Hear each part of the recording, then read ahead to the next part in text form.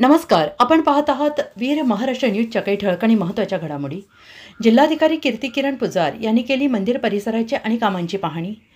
धाराशिवचे जिल्हाधिकारी तथा श्री तुळजाभवानी मंदिर संस्थानचे अध्यक्ष कीर्ती किरण पुजार यांनी आज सकाळी श्री तुळजाभवानी मातेचे दर्शन घेऊन चालू असलेल्या जीर्णोद्धार कामांची पाहणी केली.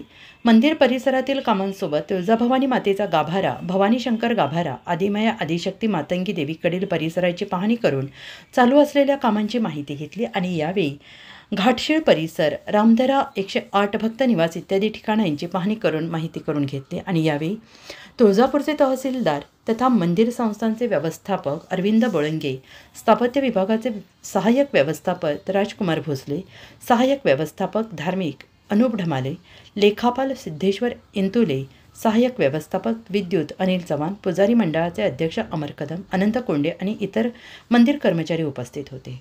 अशाच नवनवीन बातम्यांसाठी पाहत रहा वीर महाराष्ट्र न्यूज. लाईक करा, कमेंट करा, सबस्क्राईब करा. आपली मतं कमेंटमध्ये नक्की कळवा.